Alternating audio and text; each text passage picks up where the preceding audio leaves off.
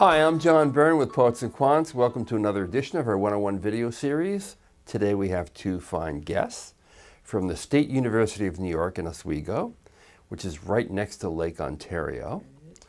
We have Irene Scruton, the Director of MBA Programs, and we have Sarah Bonzo, actually an assistant professor. You're so young, but you're also the program coordinator for the Health Services Administration MBA. Welcome. Thank you. Thank you. So you essentially have three MBA programs. We do. They're highly customizable, if that's a word. And tell me about all three and how you deliver them. So we have our MBA in Public Accounting, our traditional residence-based program on campus in Oswego. We have our MBA in Management that is delivered in classroom or online. And then we have our MBA in Health Services Administration, which Sarah is a coordinator for that program, and that is delivered entirely online. And that is a very new program. It's 3 years old. Tell us a little about it, who's taking it, and what kind of result are they getting? About 85% of our students are working professionals, and the majority of those students that are working are in pretty traditional roles in hospitals and health systems. Either they're administrators, or we have a lot of students that have clinical backgrounds and they're looking to get an MBA to step into an administrative role. We spend a lot of time working with each individual candidate to determine their work schedule, their career interests, how long has it been since they've been in school, have they taken an online course recently, and we actually design a program plan unique to that individual. We run our programs year-round, traditional semesters and throughout the summer, so we're able to accommodate everyone's schedule based on what they need to balance work, life, and community. Now, are both components, meaning the online and the classroom component, AACSB accredited? Yes, that's a very important thing to know for our students. The AACSB accreditation carries between the classroom and online. It speaks to the quality of our online programming. As you know, the online sector has great variability in it in our country, and so our online program through accreditation means that they're getting our tenure track faculty moving between class and online, the course content, the relevancy, the student support systems at a very, very high level.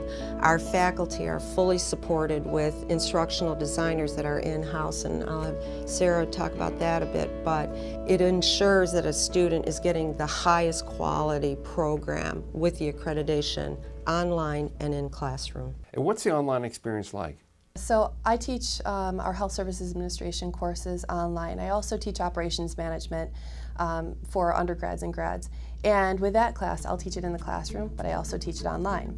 And we've been very fortunate that we have a very strong team of instructional designers. So I get paired with an instructional designer that I'll work with for an entire semester in designing the online section of this course. So, she helps me figure out how to take video clips short, concise, to the point video clips that are going to resonate with a student, and how to develop online content that's also going to engage the student when they're not in the classroom. Plus, they do have the option of stepping into a class occasionally, right? They do, yes. For students that do want to take either their foundation courses or their MBA core courses in the classroom, they can take them at the Metro Center in Syracuse, which is 10 minutes away. And how long does it take to get the degree? Full time, they can get through it in a year and a half.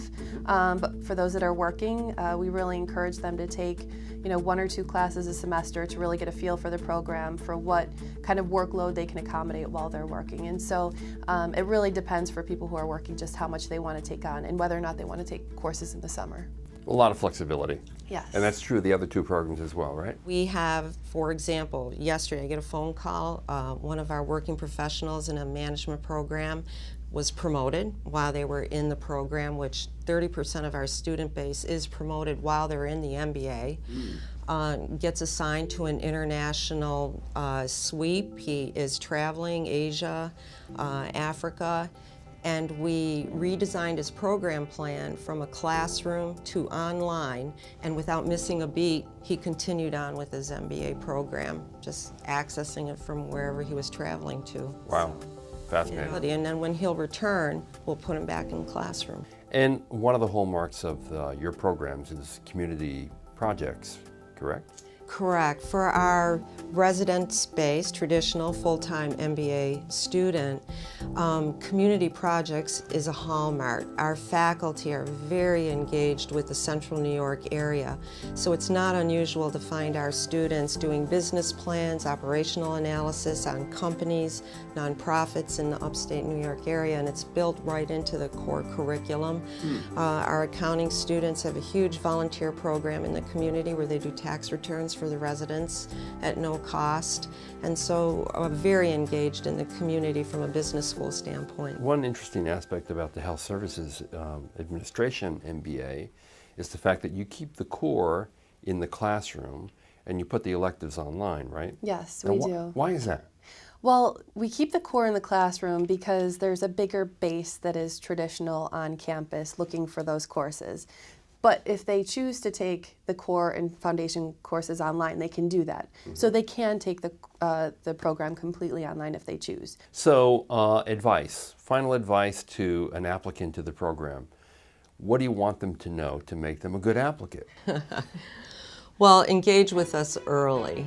Our program is very customized to the candidate, so it's really important that we get to know them early on in the process to make sure that it's a good fit and that they see a sequence that may be appropriate to them in finance or marketing or health services administration.